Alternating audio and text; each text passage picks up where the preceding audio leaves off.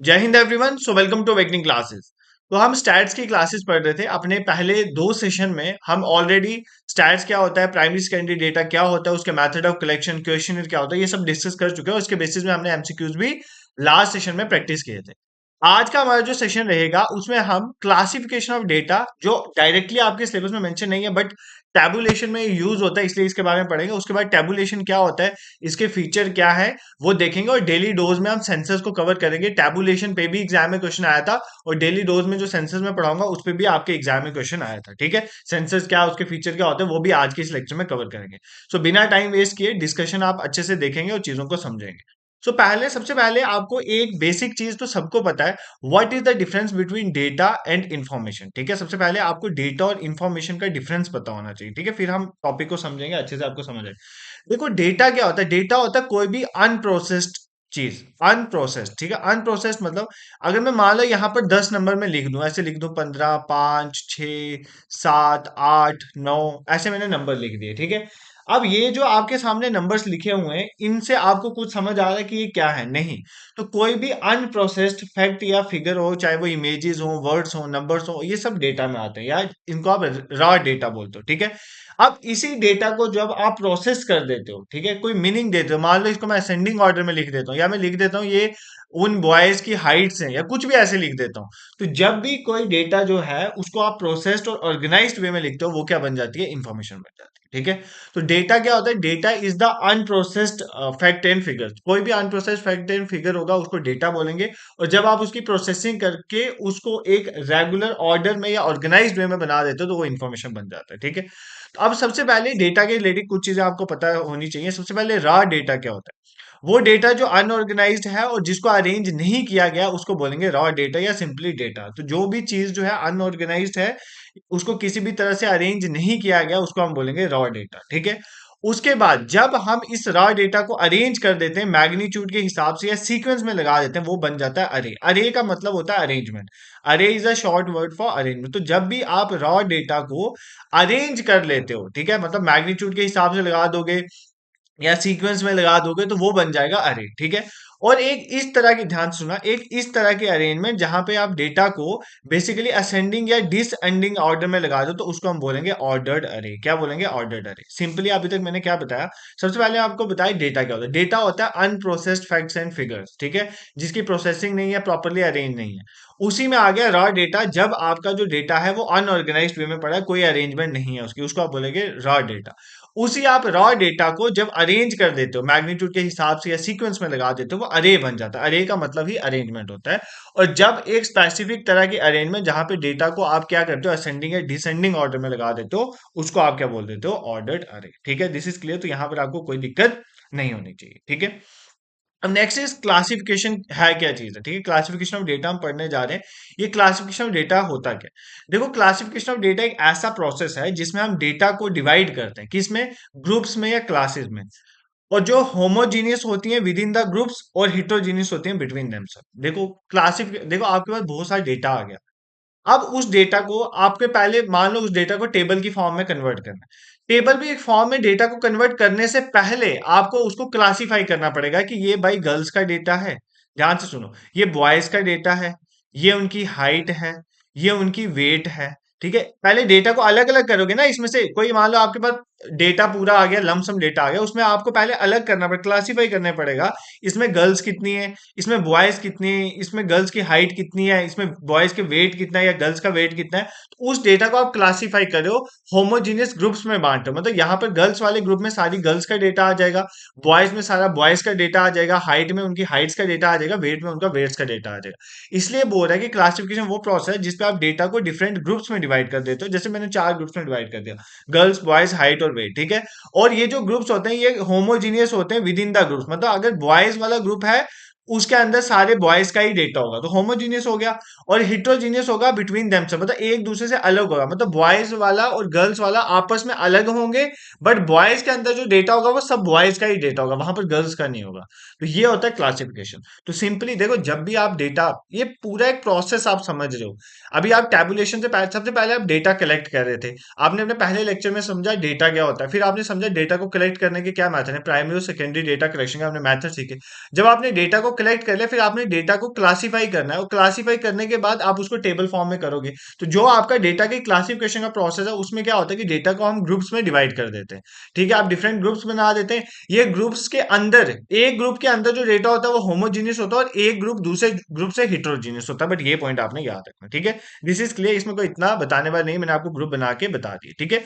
अब इस क्लासिफिकेशन का ऑब्जेक्टिव क्या है? जब आप डेटा को क्लासिफाई कर देते हो, इसकी वजह से क्या होता है? इसकी वजह से आप अच्छे से डेटा में कंपैरिजन कर सकते हो, ठीक है। अब आपने डेटा को गर्ल्स बॉयज हाइट और वेट में डिवाइड कर दिया, तो आप देख सकते हो ना भाई, लड़कियों की हाइट ज्यादा है या लड़कों की हाइट ज्यादा है। आपके पास पूरा डेटा अवेलेबल, तो आप डेटा की हेल्प से आप कंपैरिजन कर सकते हो चीजों का, ठीक है। उसके और क्या फायदे हैं, इसके ऑब्जेक्टिव क्या है क्लासिफिकेशन के? अगर कोई डेटा के बीच में सिमिलरिटी है, तो वो आप सिमिलरिटी भी चेक कर सकते हो इसकी हेल्प से, ठीक है।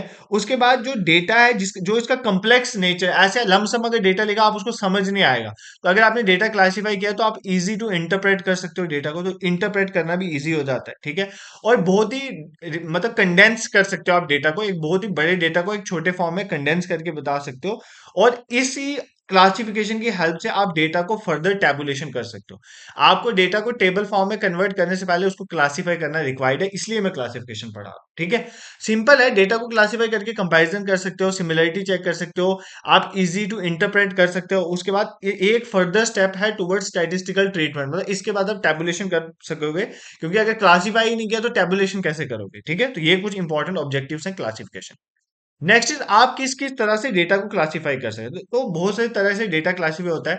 एक कुछ डेटा टाइम के हिसाब से होता है, इसको बोलते हैं क्रोनोलॉजिकली क्लासिफिकेशन। टाइम का मतलब होता है क्रोनोलॉजी के हिसाब से डेटा। जैसे मान लो मैं बोल देता हूँ, जैसे गोल्ड है ना, उसका प्राइस बहुत बढ़ रहा है, तो मैं मान लेता हूँ यहाँ पर ईयर लिख देते हैं, तो यहाँ पर गोल्ड के प्राइस लिख देते हैं, ठीक है। गोल्ड के प्राइस और ईयर। अब डेटा आप कैसे क्लासिफाई करते हो? टाइम के हिसाब से। यहाँ पे मान लो आप बोलते हो कि 2017 के टाइम में ना ये गोल्ड जो है 35,000 के हिसाब से चल रहा था, ठीक है। 35,000 पर 10 ग्राम गोल्ड चल रहा था। अभी अगर 2026 की बात करो, तो अभी जो डेटा है इसके हिसाब से 1,35 के हिसाब से मेरे ख्याल से चल, देखो कितना जंप हो गया। तो बेसिकली क्या आप ईयर के हिसाब से डेटा को क्लासिफाई कर, इसको बोलते हैं क्रोनोलॉजिकल क्लासिफिकेशन। फिर जब क्लासिफिकेशन बाय स्पेस, मतलब स्पेस के हिसाब से, उसको बोलते हैं स्पेशल क्लासिफिकेशन। मतलब मान लो मैं ये चेक कर रहा हूँ कि डिफरेंट यूटीज का या डिफरेंट स्टेट्स का लिटरेसी रेट कितना है, मतलब अरुणाचल प्रदेश में लिटरेसी रेट कितना है, केरला में लिटरेसी रेट कितना है, जम्मू कश्मीर में लिटरेसी कितना है, ये मैं एरिया वाइज कर रहा हूँ। तो जब भी आप डेटा को एरिया वाइज क्लासिफाई करते हो, उसको बोलते हैं स्पेशल क्लासिफिकेशन, ठीक है। ये वर्ड्स याद कर लेना। Next is classification bye attribute. Attribute होता है क्वालिटी, मतलब आप किसी क्वालिटी के बेसिस में जब डेटा को जो है क्लासिफाई कर रहे हैं, उसको बोलते हैं क्लासिफिकेशन बाय एट्रीब्यूट। और जब किसी क्वांटिटी के बेसिस, मान लो क्वांटिटी क्या है जो आप मेजर करो, मान लो किसी की हाइट के बेसिस में डिवाइड करो। अब हाइट मेजर हो सकती है, तो हाइट के हिसाब से मेजर करता हूँ, वो क्वालिटी बाय साइज आ जाता है, ठीक है। अब यहाँ पर मैं एट्रीब्यूट के बेसिस में मान लो कि वो गुड लुकिंग है या बैड लुकिंग है, उसके बेसिस में हम डिवाइड करें, तो एक तरह की ये भी एक क्लासिफिकेशन होती है। तो ये कुछ इंपॉर्टेंट मैंने आपको बता दिया डेटा की क्लासिफिकेशन के रिलेटेड। क्या क्या सीखा हमने, पहले 2 मिनट लगा के रिवाइज कर लो क्या क्या हमने सीखा। देखो, सबसे पहले हमने देखा कि डेटा क्या होता है और इन्फॉर्मेशन क्या होती है, ठीक है। पहले इतना समझो, उसके बाद टेबुलेशन प्रोसेस स्टार्ट हो जाएगा, फिर हमने डेली डोज पढ़नी है। देखो, डेटा क्या होता है, मैंने आपको बोला डेटा कोई भी अनप्रोसेस्ड फैक्ट एंड फिगर है, जो इसकी प्रोसेसिंग नहीं है, जो प्रॉपरली अरेंज नहीं है, उसको एनालिसिस नहीं हो सकती, उसको बोलते हैं डेटा। फिर डेटा में मैंने आपको बताया इन्फॉर्मेशन क्या होता है, जब उसी डेटा को हम प्रोसेस्ड कर लेते हैं, उस डेटा को हम ऑर्गेनाइज्ड वे में लिख लेते हैं, वो इन्फॉर्मेशन बन जाती है। अब एक ऐसा डेटा जो अनऑर्गेनाइज्ड है और जो अरेंज नहीं है, उसको रॉ डेटा बोलते हैं। और जब हम उस रॉ डेटा की अरेंजमेंट से वो बन जाता है अरे। और अगर हम उसको मैग्नीट्यूड के हिसाब से, मतलब असेंडिंग डिसेंडिंग ऑर्डर में लगा दें, असेंडिंग ऑर्डर मतलब होता है छोटे से बड़ा, जैसे 2 के बाद 3, 3 के बाद 4, 5। डिसेंडिंग होता है बड़े से छोटा, 7 से 6, 5, 4, ठीक है, ये होता है डिसेंडिंग। तो जब हम डेटा को असेंडिंग या डिसेंडिंग में लगा दें, मतलब मैग्नीट्यूड के हिसाब से लगा दें, उसको हम बोलेंगे ऑर्डर अरे। फिर मैंने आपको बोला क्लासिफिकेशन ऑफ डेटा हमें पढ़नी है, क्योंकि टैबुलेशन का जब हमने डेटा कलेक्ट किया, सबसे पहले हम डेटा को क्लासिफाई करते हैं, मतलब डेटा को डिवाइड करते हैं कुछ ग्रुप्स में। और वो ग्रुप्स अपने में होमोजीनियस होते हैं, वो दूसरों से हिट्रोजीनियस होते हैं, ये मैंने आपको समझाया। इस क्यों करते हैं क्लासिफाई? क्लासिफाई करने के बाद ही हम टैबुलेशन कर पाएंगे ना। टेबल पहले ग्रुप्स में क्लासिफाई होगा तभी तो टेबल बनेंगे, ऐसे कैसे टेबल बनेंगे, ठीक है। तो ये होता है क्लासिफिकेशन वाला प्रोसेस। फिर क्लासिफिकेशन में हमने ऑब्जेक्टिव देखे, उसके ऑब्जेक्टिव हम कंपैरिजन इजीली कर सकते हैं, हमें सिमिलरिटी का पता चलता है, इससे इंटरप्रेट डेटा हो सकता है। उसके बाद हम क्या कर सकते हैं, ये एक स्टेप है टूवर्ड्स फर्दर स्टैटिस्टिकल प्रोसेस के लिए, क्योंकि उसके बाद हमने टैबुलेशन करना है, तो एक स्टेप है जो वहां तक हमें लेके जाता है, ठीक है। इजिली कम्प्यूट कर सकते हैं हम चीजें, तो ये सब हमने देखा। फिर हमने क्लासिफिकेशन की टाइप देखी। एक हम क्लासिफाई कर सकते हैं टाइम के बेसिस पे, क्रोनोलॉजिकली ईयर बेसिस पे, ठीक है, डेटा को। फिर स्पेस के बेसिस, इसको बोलते हैं स्पेशियल क्लासिफिकेशन। फिर एट्रीब्यूट या क्वालिटी के बेसिस में, फिर साइज के बेसिस में, जिसको हम बोलते हैं क्वांटिटेटिव क्लासिफिकेशन। इतना हमने समझ लिया। अब नेक्स्ट और मेन जो आपका टॉपिक में जो मेंशन है, that is tabulation of data. क्या? डेटा की टैबुलेशन करना। टैबुलेशन का सिंपल मतलब है, आपने स्टैटिस्टिकल डेटा को जब क्लासिफाई कर लिया, पहले आप क्लासिफाई करोगे, ठीक है, यही इसलिए मैंने क्लासिफिकेशन पढ़ाई। अब आप उस डेटा को प्रेजेंट कर सकते हो in the form of table. किसके फॉर्म में बना सकते हो? टेबल की फॉर्म में। इसी प्रोसेस को बोलते हैं टैबुलेशन। मतलब आपका क्लासिफाइंग डेटा को टेबल्स की फॉर्म में बनाना और उसको इंटरप्रेट करना, that is tabulation. A table is a systematic organisation of statistical data in rows and columns. तो टेबल में क्या होता है, हम डेटा को रोज और कॉलम की फॉर्म में बना देते हैं, ठीक है, उसी को हम बोलते हैं क्या? टैबुलेशन। जैसे मैं आपको यहाँ पर एक टेबल बना के बता देता हूँ, ठीक है। जैसे मान लो ये एक टेबल बनाते हैं। जैसे मैं एक टेबल लिखता हूँ, यहाँ पे लिखता हूँ मैं मार्क्स लिखता हूँ बच्चों के। किसी बच्चे के मार्क्स 30 में से 40 आए, 40 के बीच कितने बच्चे हैं जिनके मार्क्स आए, किसी के 40 में से 50 कितने आए, 50 में से 60 कितने आए, 60 में से 70 कितने आए, जैसे ये मान के चलते हैं, ठीक है। अब यहाँ पे मैं एक टेबल बना देता हूँ, नंबर ऑफ स्टूडेंट्स। क्या? Number of student. उसमें भी मैं बना देता हूँ मेल्स कितने हैं और फीमेल्स, मेल्स और फीमेल्स, ठीक है। और यहाँ पर आ जाएगा टोटल। तो ये आपका एक तरह का टेबल बन गया। क्या टेबल बनाइए, यहाँ पर मैं लिख रहा हूँ कि मान ले मेल्स जो हैं उनके 30 में से 40 के बीच कितने मेल्स के नंबर आए? 8। कितने? 6। यहाँ पे 12 14 मान लो, यहाँ पे 3 6 मान लो, यहाँ पे 5 4 मान लो, ठीक है। तो यहाँ से आपको टेबल, ये इनका टोटल आ जाएगा, इनका सम करेंगे 8 से 14 यहाँ पर आ जाएगा, ये 26 आ जाएगा, ठीक है। उसके बाद ये आपका 9 आ जाएगा, ये आ जाएगा, 9 आ जाएगा, ठीक है। तो ये बेसिकली क्या टेबल बनाना, ये इस टेबल से आपको देखो कितनी चीजें समझ, यही टेबुलेशन है। इसमें आपको ये पता चल रहा है 30 से 40 के बीच में मार्क्स लेने वाले मेल्स कितने हैं? 8। फीमेल्स कितनी है? 6। और टोटल बच्चे कितने हैं? 14। समझ आ गया? उसी तरह अगर आपको 50 से 60 मार्क्स लेने वाले देखने हैं तो वो देख लो, 3 मेल्स हैं, 6 फीमेल्स, और टोटल कितने आ गए? 9। अगर मैं इधर भी एक टोटल कर लूं ना, यहाँ पर भी एक टोटल कर लूं, यहाँ से आपको टोटल नंबर ऑफ मेल्स और फीमेल्स निकल जाएगा। 5 3 8, 8 8 16, और 16 और 12 जो होंगे, ये आपके कितने निकल जाएंगे? ये आपके नंबर ऑफ मेल्स निकल जाएंगे 28 यहाँ। इस तरह आप नंबर ऑफ मेल्स फीमेल्स इनको भी ऐड कर सकते हो। तो ये एक टेबल है, टेबल की फॉर्म में आपने चीजों को यहाँ पर एक साइड देखो, इनको बोलते हैं, देखो ध्यान सुनो, इनको बोलते हैं रोज। ये एक रो आ गई, ये दूसरी रो, ये तीसरी रो, ये चौथी रो, ठीक है। ये रोज आ गई और ये आपके आगे कॉलम। तो हम क्या कर रहे हैं बेसिकली टैबुलेशन में, हम डेटा को टेबल्स की फॉर्म में लिख रहे हैं, मतलब रोज और कॉलम की फॉर्म में लिख रहे हैं, ठीक है। आई होप आपको समझ आ गया टैबुलेशन में होता क्या है, ठीक है। अब सबसे पहले हमने समझ लिया टैबुलेशन क्या होता है। बेसिकली जब हम डेटा को क्लासिफाई कर लेते हैं, उस क्लासिफाई करने के बाद हम डेटा को टेबल्स की फॉर्म में लिखते हैं, इस प्रोसेस को टैबुलेशन कहते हैं। और टेबल क्या होता है? एक systematic organisation of statistical data in rows and columns. तो मैं डेटा को रोज और कॉलम की फॉर्म में लिखना है, ठीक है। इसकी वजह से क्या होता है? इसकी वजह से हम क्या कर सकते हैं, हमारा जो डेटा है उसको एनालाइज अच्छे से कर सकते हैं। जैसे मैंने अभी आपको एनालाइज करके बताया कि 30 से 40 मार्क्स लेने वाले मेल्स कितने हैं, फीमेल्स कितने हैं, स्टूडेंट्स, ठीक है, टोटल कितने हैं। तो हम ऐसे एनालाइज अच्छे से कर सकते हैं, यही इसका फायदा होता है, ठीक है। और उसके बेसिस में हम इन्फेरेंसेस भी निकाल सकते हैं। इन्फेरेंसेस निकालने का मतलब, मैं जैसे वहां पर ये इन्फ्रेंस निकाल सकता था कि ज्यादातर बच्चे जो है वो 40 से 50 के बीच में मार्क्स ले रहे हैं, और जो मैक्सिमम मार्क्स है 70 से 80 लेने वाले वो कम है। इसका मतलब जो है एवरेज बच्चे क्लास में ज्यादा है, ठीक है, मतलब ज्यादा नंबर लेने वाले बच्चे नहीं है वहां पे क्लास में। तो ये इन्फ्लुएंसेस हम निकाल सकते हैं, यही टैबुलेशन का फायदा है, ठीक है। अब सबसे पहले आपको एडवांटेजेस ऑफ टैबुलेशन देख लेते हैं सारे।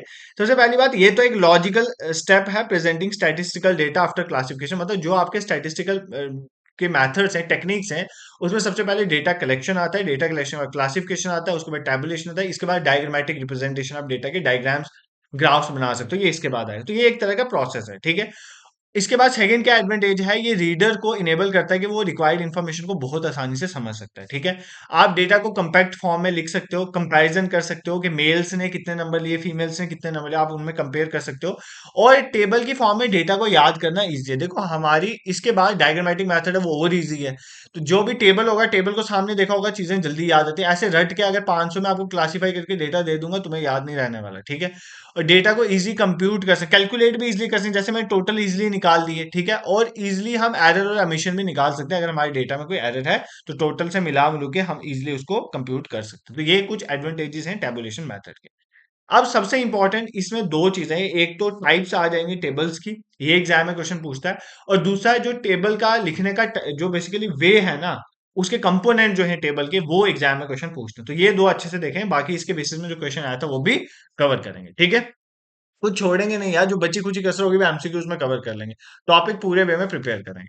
तो सबसे पहले टाइप्स ऑफ टेबल, तो स्टैटिस्टिकल टेबल्स को हम क्लासिफाई कर सकते हैं दो कैटेगरी मेन, ठीक है, जनरल कैटेगरीज में।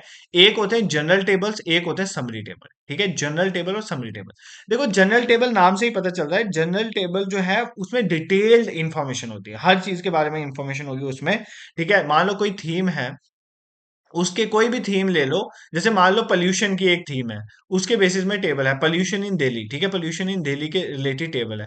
तो इसमें ना एक जनरल टेबल, इसमें सारी चीजों के बारे में बताया होगा कि जो स्टबल बर्निंग है उसकी वजह से कितना पोल्यूशन हो रहा है, फिर कितने मेल्स इफेक्टेड हो रहे हैं, कितने फीमेल्स इफेक्टेड हो रहे हैं, ठीक है। फिर उसके बाद मान लो व्हीकल्स की वजह से कितना हो रहा है, तो ये एक तरह का जनरल टेबल आ गया, पूरा पोल्यूशन इन दिल्ली है उसके जो जो फैक्टर्स हैं, उसमें मेल्स कितने हैं, उसमें कितनी लंग्स डिसीज हो रही है, ये सारा एक जनरल टेबल में आ गया, ठीक है। इसकी हेल्प से क्या होता है, सारी इंफॉर्मेशन हमें एक चीज के बारे में एक ही जगह मिल जाती है। देखो इसी टेबल में आपको कितनों को इफेक्ट हो रहा है, क्या क्या डिजीजेस हो रही है, किस किस रीजन की वजह से पोल्यूशन है, सारा मिल गया, ठीक है। बट हमें उससे एक समरी नहीं हम निकाल पाते, इसीलिए हमारा एक अलग तरह का टेबल होता है, that is known as summary table. Summary table हम इसी जनरल टेबल में से निकालते हैं समरी टेबल को, इसलिए इसको डेरिवेटिव टेबल भी कहते हैं। यहां से हम इजिली इंटरप्रेट कर सकते हैं, इसलिए इसको इंटरप्रेटिव टेबल कहते हैं, ठीक है। मान लो इसी जनरल टेबल में टेबल क्या था, पोल्यूशन इन दिल्ली, इसी में से मैंने एक टेबल निकालना है। वो टेबल ये कहता है कि पोल्यूशन जो दिल्ली में हो रहा है, ध्यान से सुनना, पोल्यूशन जो दिल्ली में हो रहा है उसके रीजन क्या है। तो देखो यहां पर मैं एक स्पेसिफिक, अब मैंने वो मेल फीमेल कितना इंपैक्ट हो रहा है, व्हीकल कितना, मतलब या उसकी वजह से डिसीजेस क्या हो रही है, वो सब काट दिया मैंने, जस्ट यहाँ पे निकाला कि दिल्ली में जो पोल्यूशन हो रहा है उसके फैक्टर्स। तो यहाँ पे आप स्टबन बर्निंग लिख सकते हो, व्हीकल्स एमिशन लिख सकते हो, फैक्ट्रीज लिख सकते हो, ठीक है। तो अब क्या आपके ये सिर्फ रीजन क्या है, तो ये उस टेबल की एक समरी निकल गई, एक स्मॉल, एक आपने बीच से स्पेसिफिक पर्पज के लिए इस टेबल को निकाल दिया। स्पेसिफिक पर्पज ये है कि रीजन का पता करना है, ठीक है। तो जब भी, ध्यान से सुनो, कुछ नहीं है, बहुत सिंपल है। मैंने आपको बोला जनरली टेबल्स को दो पार्ट में डिवाइड करते हैं, एक जनरल टेबल्स होते हैं, एक समरी टेबल होते हैं। जनरल टेबल्स वो टेबल्स होते हैं जहां पर आपको सारी इंफॉर्मेशन, डिटेल इंफॉर्मेशन एक थीम के बारे में एक ही जगह पे मिल जाती है, ठीक है। इससे क्या होता है कि आपको बार बार हर जगह भटकना नहीं पड़ता। बट इससे हम बिल्कुल एग्जैक्ट एक एक फैक्टर को नहीं देख सकते, उसके लिए हमें समरी टेबल्स बनाने पड़ते हैं जो किसी स्पेसिफिक पर्पस को डील करता है, ठीक है। इसी को डेरिवेटिव टेबल बोलते हैं, क्यों, क्योंकि उसी से डिराइव हुआ है जनरल टेबल में। इसको इंटरप्रेटिव टेबल भी बोलते हैं, इसीलिए इसको इंटरप्रेटिव टेबल बोला जाता है, क्योंकि यहां से हम एनालिसिस या इन्फेरेंसेस कर सकते हैं, इसलिए इसको इंटरप्रेटिव टेबल बोला जाता है। आई होप ये आपको क्लियर आ गया। अब हम टेबल को एक और बेसिस में क्लासिफाई कर सकते हैं, ठीक है।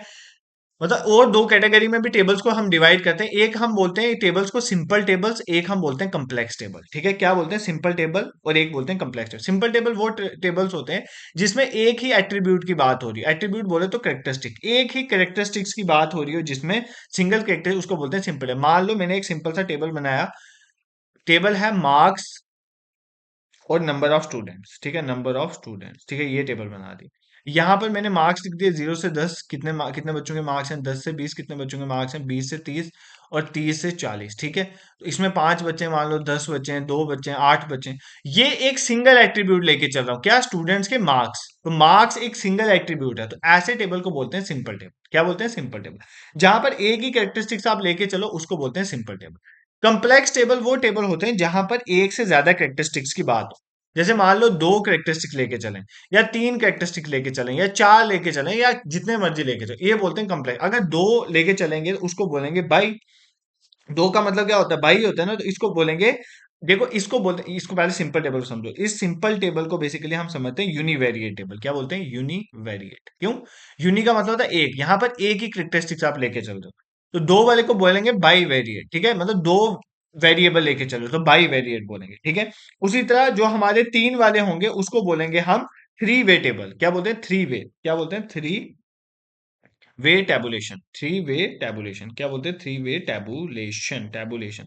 इसको बोलेंगे बाई वाइरेट वाले को बोलेंगे two way tabulation, two way tabulation. Univariate को बोलेंगे वन वे टैबुलेशन, मतलब एक एक कैरेक्टरिस्टिक लेके चल रहे हैं। और उससे ज्यादा वालों को, जैसे वो चल रहे हैं, जैसे 4 है, 5 है, या हायर ऑर्डर वाले, उनको बोलेंगे मैनीफोल्ड टैबुलेशन। क्या बोलेंगे, मैनीफोल्ड टैबुलेशन। सर हमें कुछ समझ नहीं आया, भाई मैं समझाने के लिए बैठा हूँ, ठीक है।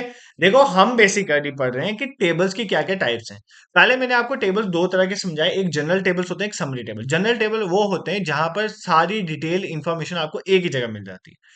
बट वहां से आप इन्फ्रेंसेस अच्छे से नहीं निकाल सकते, तो इसलिए हमने समरी टेबल का कंसेप्ट लगाया। इसी जनरल टेबल में से अगर हमने एक पर्टिकुलर स्पेसिफिक चीज को एड्रेस करना है, उसके लिए हम समरी टेबल बनाएंगे, जिसको इंटरप्रेटिव टेबल या डेरिवेटिव टेबल भी बोलते हैं, क्योंकि ये डिराइव ही किए गए जनरल टेबल से। फिर मैंने एक और क्राइटेरिया आपको बताया कि हम टेबल्स को, स्टैटिस्टिकल टेबल्स को दो पार्ट्स में डिवाइड कर सकते हैं, सिंपल टेबल या कम्प्लेक्स। सिंपल टेबल वो होंगे जहां पर एक ही एट्रीब्यूट की बात हो, जैसे यहाँ पे नंबर ऑफ स्टूडेंट्स के मार्क्स की बात हो, तो मार्क्स एक ही एट्रीब्यूट है, इसलिए इनको यूनिवेरिएट भी बोलते हैं, क्योंकि यूनि का मतलब सिंगल वेरिएबल है, और इसको वन वे टेबल कहते हैं। और इसी तरह हमारे पास कम्प्लेक्स टेबल में आ जाते हैं, टू वे टेबल आ जाते हैं, जिसको बाई वेरिएट कहते हैं, ठीक है। यहाँ पे दो कैरेक्टरिस्टिक्स होंगे। थ्री वे टेबल्स आएंगे, यहाँ पे तीन कैरेक्टरिस्टिक्स होंगे, ट्राई वेरिएट जिसको बोलेंगे। और उससे भी ज्यादा अगर हायर ऐड है तो उनको हम बोलेंगे मैनीफोल्ड टेबुलेशन। क्या बोलेंगे? Manifold tabulation. जैसे आपको टू वे का ये मैंने ये बनाया हुआ है ना, ये कितने वे में है? ये टू वे में ही तो है, ठीक है। यहाँ पर मार्क्स की बात हो रही है, और यहाँ पे मेल्स और फीमेल, देखो इसको मैंने दो पार्ट्स में डिवाइड कर दिया, ठीक है, दो पार्ट्स में डिवाइड कर दिया। तो ये एक तरह की किसकी एग्जांपल है? ये बेसिकली आपकी टू वे वेरिएशन की वजह ही है। अगर मान लो मेल्स और फीमेल्स को यहाँ पे मैं और अर्बन और रूरल में डिवाइड कर दूं, कि अर्बन एरिया में जो रहते हैं, रूरल एरिया में जो डिवाइड कर दूं, ठीक है, अगर मैं ये भी कर दूं इस टेबल में और तोड़ दूं, तो ये थ्री वे बन जाएगा। इसी तरह से आप कम्प्लेक्स टेबल जो है वो बना सकते हैं। I hope this is clear to you. अब यहाँ पर आपको कोई दिक्कत नहीं होगी, ठीक है। एक बार पूरा टेबुलेशन कंप्लीट करके इसको रिवाइज भी कर लेंगे, तुम परेशान मत हो। नेक्स्ट देखो, कंपोनेंट्स ऑफ अ टेबल। एक टेबल के क्या क्या कंपोनेंट्स है, देखो ये सबसे इंपॉर्टेंट चीज है, एग्जाम में पूछता है। सबसे पहले टेबल के जो कंपोनेंट, सबसे पहले टेबल के ऊपर टेबल का नंबर लिखा होता है और टाइटल लिखा होता है टेबल का, ठीक है। देखो सबसे पहली बात, टेबल नंबर और टाइटल सबसे ऊपर होना चाहिए। उसके बाद आपकी जो हेडिंग्स होंगी रोज की हेडिंग्स को बोलेंगे स्टब हेडिंग, और जो कॉलम्स की हेडिंग होंगी उनको बोलेंगे कैप्शन। ये पूछता है यार एग्जाम में, कॉलम हेडिंग को क्या बोलते हैं? कैप्शन। और रो हेडिंग को क्या बोलते हैं? स्टब बोलते हैं। देखो मैंने आरएस से याद रखा था, रुपीज से, ठीक है। आरएस मतलब रो हेडिंग को स्टब बोलते हैं, और कैप्शन को कॉलम बोलते हैं, सीसी से याद करो।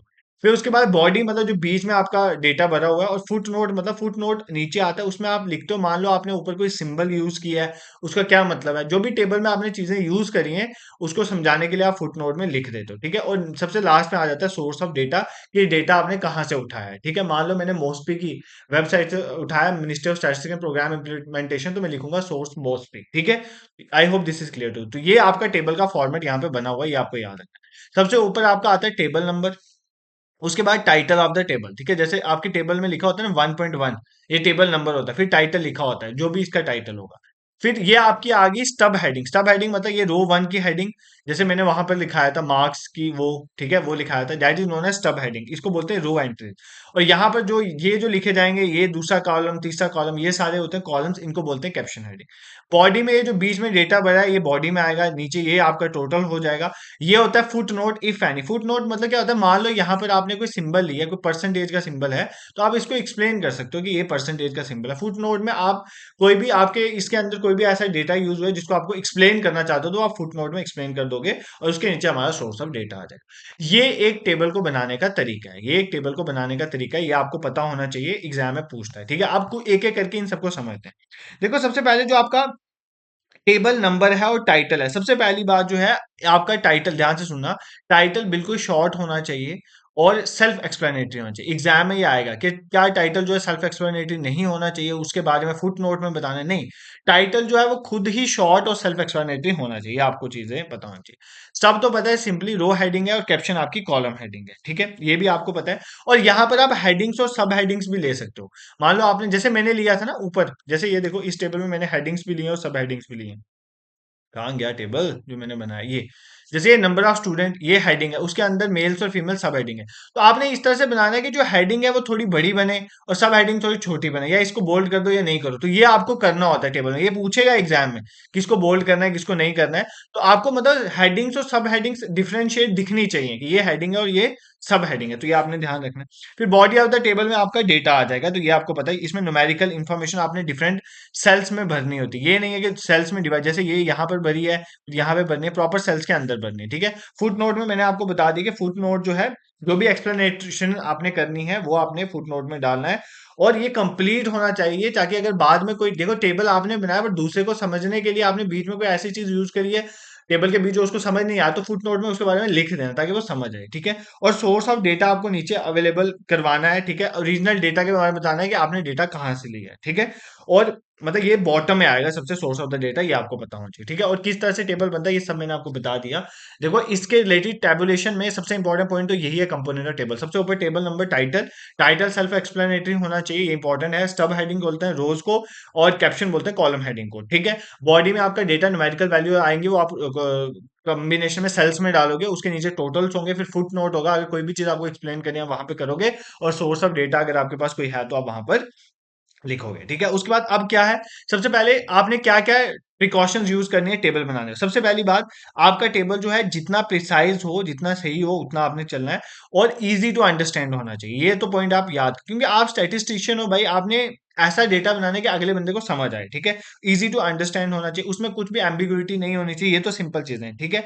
और ऐसा नहीं करना है कि आपने एक ही डेटा में हजारों चीजें घुसा देनी है एक ही टेबल में, नहीं। आप मल्टीपल टेबल बनाओ, ठीक है। बिल्कुल मास में डेटा जो है एक ही टेबल में नहीं होना चाहिए, आप मल्टीपल टेबल्स भी बना सकते हो, ठीक है। और अब आपने जिस तरह का डेटा है, मान लो ये नहीं है कि कोई आपने टेबल बनाया, मेल्स यहाँ पर है और फीमेल्स दूसरी दुनिया में है, पूरा टेबल खत्म है, नहीं। अब मेल्स और फीमेल्स में कंपैरिजन, जिन चीजों में कंपैरिजन करना है वो पास पास रखो टेबल में, ठीक है। तो ये भी आपको पता है। जैसे कोई चीजें, जैसे कहीं पर एवरेज हो रही है, किसी चीज का सम हो रहा है, कोई टोटल हो रहा है, तो ऐसे जो न्यूमेरिकल जहां पे फॉर्मूलाज वाली चीजें हैं, वो एक जगह पे रखो, ताकि इजिली डेटा जो है कंपेयर हो जाए। ये पॉइंट भी आपको याद रखना है। और सबसे इंपॉर्टेंट, जो आपका टाइटल है वो शॉर्ट और सेल्फ एक्सप्लेनेटरी होना चाहिए, ये मैंने आपको बताया। मेन हेडिंग और सब हेडिंग को प्रॉपर्ली प्लेस करना, उन दोनों में डिफरेंशिएट करके दिखाना है। और डेटा का सोर्स भी अच्छे से बताना है, ये भी नहीं भूलना है, ठीक है। ये सब चीजें आपको पता होनी चाहिए। और कॉलम्स जो हेडिंग्स हैं उनको आपने नंबरिंग कर देनी है, ताकि आप कंपैरिजन इजिली कर सको, ठीक है। तो ये आपके प्रिकॉशन थे टेबुलेशन के लिए। एक बार टेबुलेशन को इजिली इजिली रिवाइज कर लेते हैं जो हमने पढ़ा, उसके बाद इसके बेसिस में जो क्वेश्चन है वो देखेंगे। फिर सेंसस वाला टॉपिक करेंगे, सेंसस को अच्छे से पढ़ लेंगे, उसके बेसिस भी एग्जाम में क्वेश्चन पूछता है। और आपके इस साल एंडिंग में और अगले साल सेंसस होना है, तो वैसे भी न्यूज में बहुत चल रहा है, ठीक है। तो सबसे पहले हमने पढ़ा टेबुलेशन क्या होता है। देखो, जब हमने डेटा को सिंपली क्लासीफाई कर लिया, अब नेक्स्ट हमारा स्टेप जो है स्टैटिस्टिक्स में होता है, उसको टेबल्स की फॉर्म में कन्वर्ट करना। टेबल एक सिस्टमैटिक ऑर्गेनाइजेशन होता है, डेटा को रोज और कॉलम्स में लेके जाना है, ठीक है। टेबल्स किस तरह से बनाने हैं मैंने आपको बता दिए। इसमें आप क्या करते हो, डेटा को क्लासीफाई करने का उसको टेबल्स रोज में बनाते हो, ठीक है, रोज कॉलम में बनाते हो। इसकी वजह से डेटा को रीडर इजिली अंडरस्टैंड कर सकते हैं, कंपैक्ट फॉर्म में हो जाता है, कंपैरिजन इजिली हो जाता है, और डेटा इजिली आप रिमेंबर कर सकते हो, और आप कैलकुलेशन भी इजिली कर सकते हो, ठीक है। और टेबल्स की जनरली जो, अगर हम बात करें कितने तरह के टेबल होते हैं स्टैटिस्टिकल टेबल हमारे, देखो हम ऐसे ही बोलते हैं, दो तरह के टेबल्स होते हैं। सबसे पहला जो टेबल होता है, हम उसको बोलते हैं जनरल टेबल। जनरल टेबल में होता है जिस टेबल में हर तरह की इंफॉर्मेशन आपको मिल जाएगी किसी थीम के बारे में। बट समरी टेबल में क्या होता है, जनरल टेबल में हम एक पर्टिकुलर चीज पे फोकस नहीं करते। समरी टेबल में हम क्या करते हैं, एक पर्टिकुलर चीज पे फोकस करते हैं, उसके रिलेटेड इन्फ्रेंसेस निकाल, इसलिए इसको इंटरप्रेटिव या डेरिवेटिव टेबल भी बोलते हैं, क्योंकि ये जनरल टेबल से डिराइव। फिर हमने एक और बेसिस में इसको डिवाइड किया, that is simple table and complex table. Simple table में क्या होता है, हम एक ही फीचर कैरेक्टरिस्टिक के बेसिस में डिवाइड करते हैं, जैसे मान लो मार्क्स के बेसिस में, तो वो आ गया यूनिवेरिएट, ठीक है। उसको वन वे टेबल कहते हैं। फिर हमारे आगे कम्प्लेक्स। कम्प्लेक्स में टू वे टेबल क्या होता है, जिसमें दो कैरेक्टरिस्टिक्स होते हैं। थ्री वे टेबल में तीन कैरेक्टरिस्टिक्स होंगे, और मल्टीफोल्ड में उससे ज्यादा होंगे, मल्टीफोल्ड टेबुलेशन उसको कहते हैं, ठीक है। फिर हमने एक टेबल के कंपोनेंट्स को देखा। टेबल में सबसे पहले ऊपर टेबल नंबर और टाइटल होता है, फिर स्टब जिसको रो हेडिंग कहते हैं, कैप्शन जिसको कॉलम हेडिंग कहते हैं, फिर बॉडी होगी टेबल की, फिर फुट नोट हमने नीचे दिया होगा, जिसमें कोई भी ऐसी चीज होगी जो हमें एक्सप्लेन करना है, ताकि लेटर जो कोई उसको टेबल को देखे तो अच्छे से समझ पाए। फिर हमने सोर्स ऑफ डेटा को लेना होता है, ठीक है। ये सारा आपको मैंने समझा दिया। सबसे ऊपर table number, title, stub heading, captions, column heading, और सब हमने कवर कर लिया। फिर प्रिकॉशंस क्या क्या यूज करनी है वो मैंने आपको सारी एक्सप्लेन कर दी। अब ये आपके एग्जाम में क्वेश्चन आया था, which of the following statement regarding tabulation is false, बताना है कौन सी गलत है। Tabulation allows for the presentation of complicated data. Complicated data को आप टैबुलेशन की फॉर्म में प्रेजेंट कर सकते हो, बिल्कुल। टैबुलेशन तो ये अच्छी चीज है, तो ये फॉल्स थोड़ी है। Tabulation is a pre requisite for diagrammatic representation of data. मैंने आपको यही बताया कि सबसे समझो पहले, सबसे पहले आपका मेथड ऑफ कलेक्शन होती है डेटा की। सबसे पहले आप डेटा को कलेक्ट करते हो, प्राइमरी सेकेंडरी डेटा कलेक्शन आपने पढ़ा, ठीक है। उसके बाद आप डेटा को क्लासीफाई करते हो, ये सीक्वेंस समझो, क्लासीफाई करोगे। फिर उसके बाद आप डेटा को टेबल्स की फॉर्म में कन्वर्ट करोगे, जिसको बोलते हैं टैबुलेशन, ठीक है। उसके बाद आप इनकी डायग्राम्स बनाओगे, फ्रीक्वेंसी डिस्ट्रीब्यूशन या जो भी ग्राफ्स बनाने वो आप बनाते हो। तो टैबुलेशन जो है वो प्री रिक्विजिट है डायग्राम्स के लिए, बिल्कुल। पहले डेटा टेबल की फॉर्म में कन्वर्ट होते हैं, फिर ही उसके ग्राफ्स बनते हैं, ठीक है। Next, statistical analysis of data necessary involves tabulation. तो अगर आपने डेटा को एनालाइज करना है तो टैबुलेशन होना इंपॉर्टेंट है, तो ये बिल्कुल करेक्ट स्टेटमेंट है। तो गलत कौन सी है, ये वाली।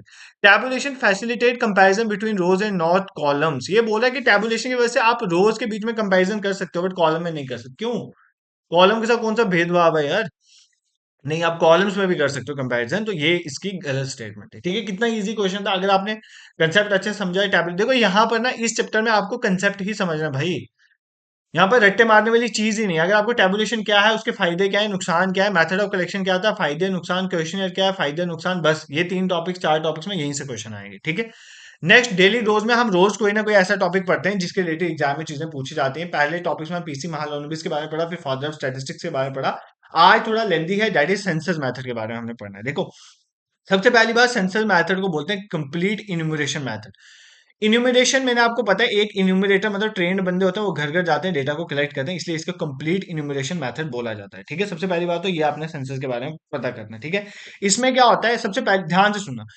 इस सेंसस में आप क्या करते हो, इंफॉर्मेशन जो है ईच और एवरी इंडिविजुअल से कलेक्ट करने, ईच एंड एवरी इंडिविजुअल, इसलिए इसको कंप्लीट इन्यूमरेशन बोलते हैं। ईच एंड एवरी इंडिविजुअल से आप क्या करते हो, डेटा कलेक्ट करते हो स्टैटिस्टिकल पॉपुलेशन से। ठीक है, ये आ गया समझ आपको। अब जो इंडिया में जो सेंसस होता है, ये इसकी बेस्ट एग्जांपल है। ये हर 10 साल में होता है, बट इस साल कोविड की वजह से लेट हुआ, और ये सबसे सबसे लेट जो सेंसस होने जा रहा है वो यही वाला है। ठीक है, और इसमें क्या होता है, इंक्वायरी कैरिड आउट की जाती है, जिसमें आप हर हाउस को देखते हो, उसकी डेमोग्राफिक डिटेल लेते हो। इस बार जो है कास्ट भी ले रहे हो, इस बार डिजिटल भी है। ठीक है, तो कुछ फीचर्स मैंने पढ़ाए हुए हैं, सेंसस वाली वीडियो देख लेना, आपके भी काम आ जाएगी। उसको कौन पब्लिश करता है, registrar general of India, MHA के अंडर आते हैं, मिनिस्टर ऑफ होम अफेयर्स के अंदर। ठीक है, अब ये इंपॉर्टेंट है, फीचर्स ऑफ सेंसस, यहाँ से एग्जाम में क्वेश्चन पूछे जाते हैं। ठीक है, पिछली बार भी क्वेश्चन पूछा गया था, आई थिंक मैंने डालना भूल गया हूँ यहाँ पे, चलो कोई बात नहीं, एमसीक्यूज में डाल दूंगा, पीवाईक्यू में आया हुआ है पिछले पेपर में। सबसे पहले एसेंशियल फीचर जो है, कोर फीचर सेंसस के वो है, सबसे पहले इंडिविजुअल इन्यूमरेशन। मतलब जो हम सेंसस कराते हैं उसमें हमें एवरी इंडिविजुअल को काउंट करना, मैंने आपको ऊपर ही बताया, एवरी एंड ईच इंडिविजुअल को काउंट करना इज इंपॉर्टेंट। ठीक है, ये सबसे पहले आपको फैक्ट पता होना चाहिए। सेकंड, यूनिवर्सैलिटी, मतलब किसी एरिया में किसी मान लो अभी जम्मू कश्मीर में अगर हो रहा है सेंसस अक्टूबर में। ठीक है, देखो सेंसस जो है इस बार 2 फेज में हो रहा है, पहला फेज अक्टूबर में, दूसरा फेज अगले साल जो है 2027 मार्च अप्रैल में होगा। उसमें क्या, इस साल अक्टूबर में क्या होगा, जो भी स्नो बाउंड एरियाज हैं जैसे हिमाचल जम्मू कश्मीर, यहाँ पर हो जाएगा डेटा कलेक्ट, और मार्च अप्रैल में बाकी रेस्ट ऑफ इंडिया में होगा। ठीक है, इसमें जो आपका ध्यान, यूनिवर्सिटी का मतलब है जो आपने एरिया डिफाइन कर दिया, मान लो जम्मू कश्मीर डिफाइन कर दिया, उसमें हर एक जो बंदा है वो कवर होगा, ये बात याद रखना। ठीक है, तो ये है यूनिवर्सलिटी, मतलब हर जगह पे होता है। ठीक है, साइमल्टेनिटी होता है एक ही समय पे करना है। ठीक है, फिक्स पॉइंट ऑफ टाइम में। देखो ये इंपॉर्टेंट चीज है, मान लो जम्मू कश्मीर में, ध्यान से सुनना, जम्मू कश्मीर में आपने डेटा कलेक्ट करना है। आप क्या करते हो, जम्मू कश्मीर में पुंछ में एक दिन कलेक्ट करते हो, ठीक है, रजौरी में अलग अगले दिन कलेक्ट करते हो, और मान लो जम्मू में अलग दिन कलेक्ट करते हो, कुपवाड़ा में अलग दिन कलेक्ट करते हो, अनंतनाग में अलग। तो भाई ये पुंछ वाले बंदे यहाँ पहुंच जाएंगे, ये वाले यहाँ पहुंच जाएंगे, ये वाले यहाँ पहुंच जाएंगे, तो क्या होगा, आपकी डेटा कलेक्शन खराब हो जाएगी।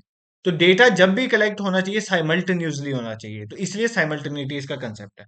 और डिफाइंड पीरियोडिसिटी होनी चाहिए, मतलब एक पीरियड ऑफ टाइम, मतलब हर देश का अपना अपना होता है, जैसे इंडिया का 10 साल पीरियड है, तो हर 10 साल के बाद जो है कंडक्ट होना चाहिए। ये कुछ एसेंशियल फीचर, ऐसे और भी बहुत सारे फीचर हैं, बट सेंसस के ये सबसे इंपॉर्टेंट फीचर हैं जो आपको एग्जाम के लिए याद रखने हैं। एक तो इंडिविजुअल इन्यूमरेशन, मतलब हर एक इंडिविजुअल काउंट करना है।